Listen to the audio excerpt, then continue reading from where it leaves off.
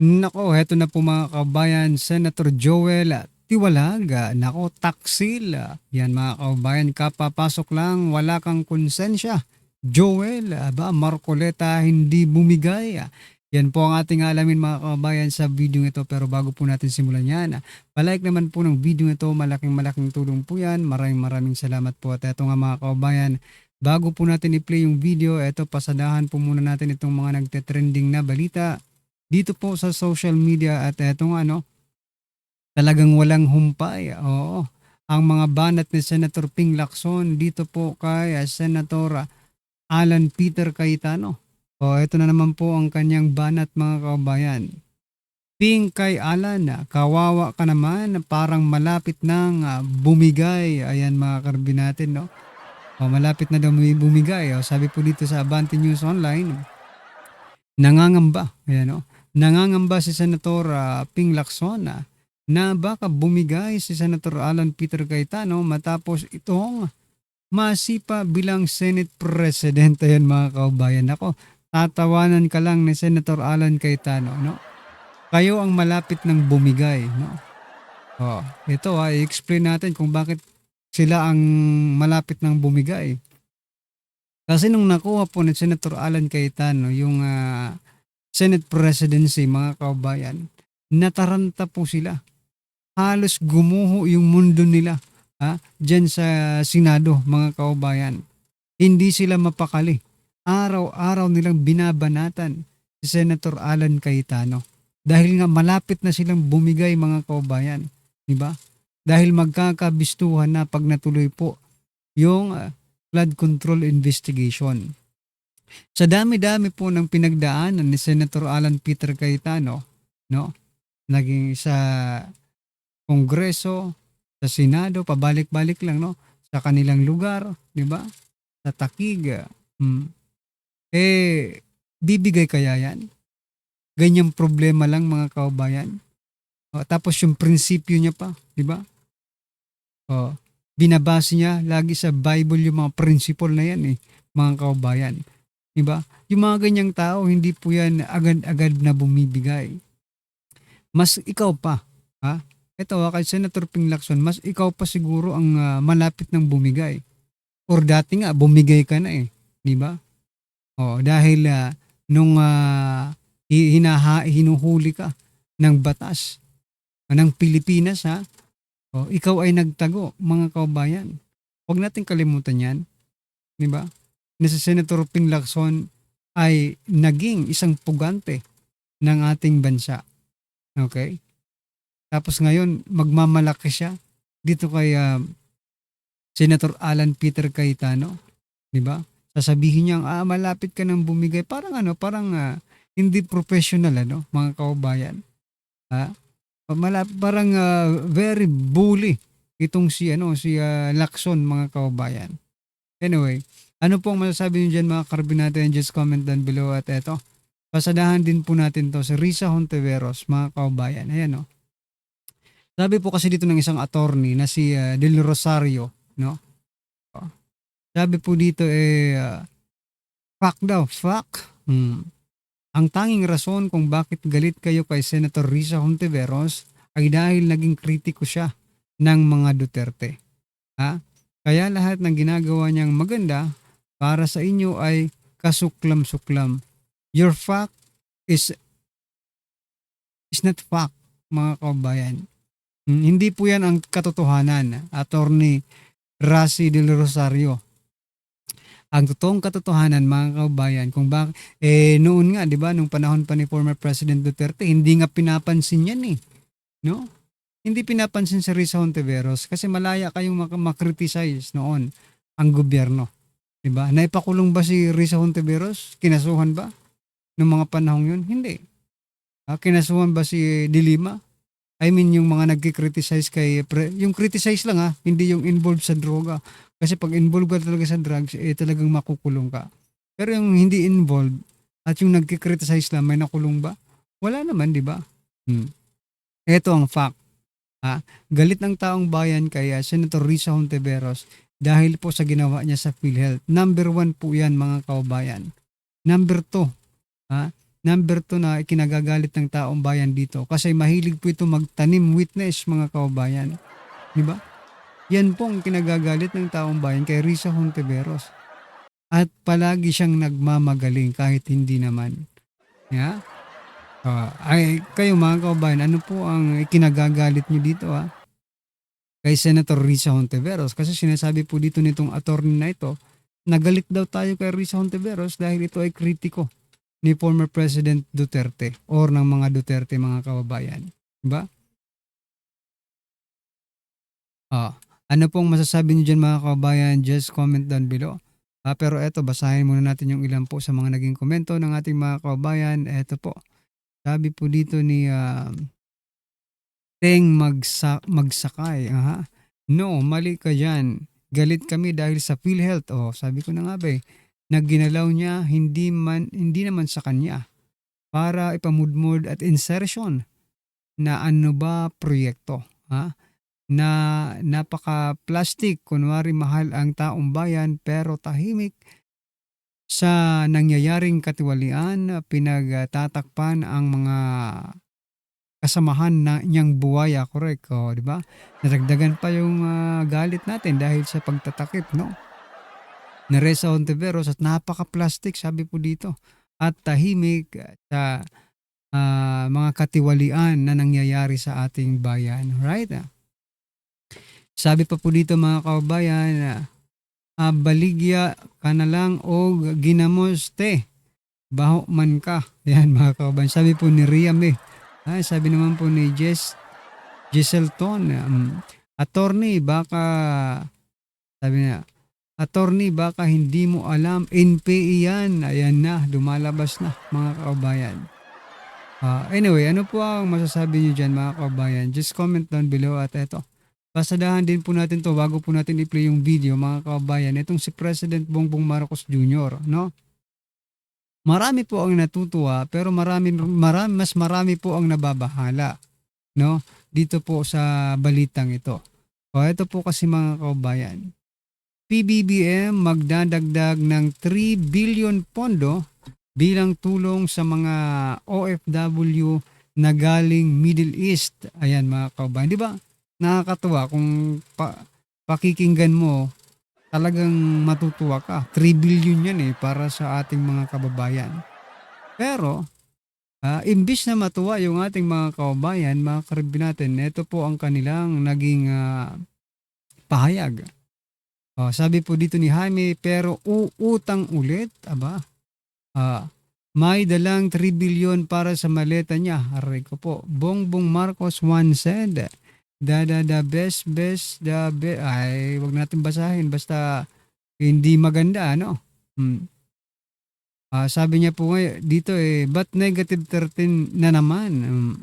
Syempre, may kickback yan, aray ko po, Boy Ayuda, strike again, may kickback yan, sabi po ni Castillo Manalo. Ayan, sabi naman po ni Priana, pero syempre, hindi pwedeng walang maleta. Syempre.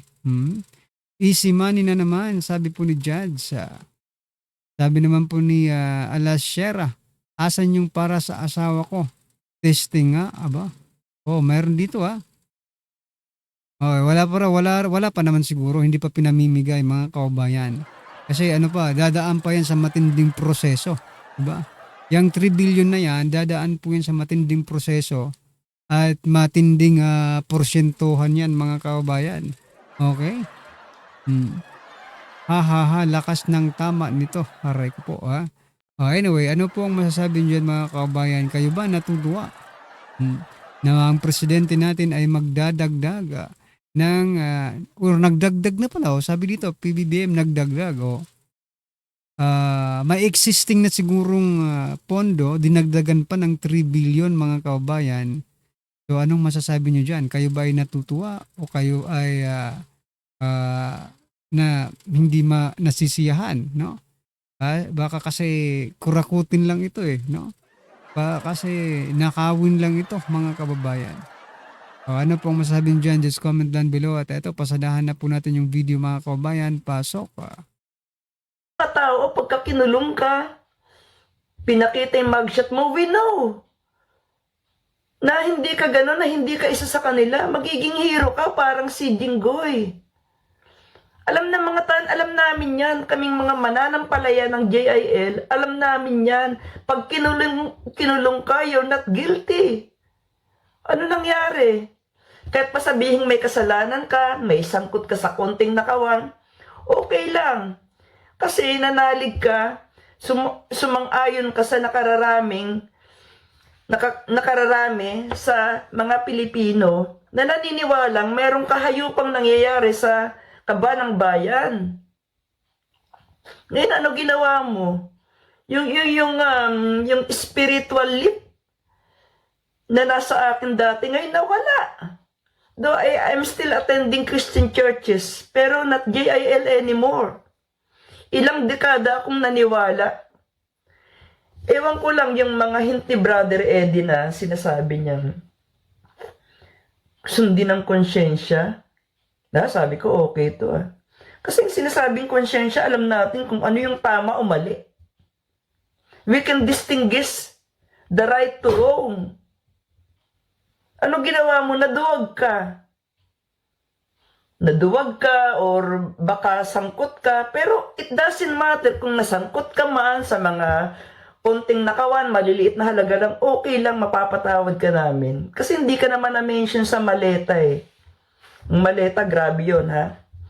Pero you know that yung mga maleta gang, yung maleta syndicate, na hayag na hayag, halatang halata, na talagang nangyayari sa bansa natin, nakandalunod yung mga kababayan natin, nangamatay because of that nakawan sa kaban ng bayan. Hindi ginamit sa flood control.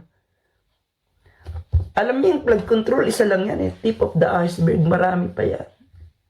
Ngayon, si Bangag, binibenta na isa-isa yung pag-aari ng gobyerno na iya, kung ano-ano man yan.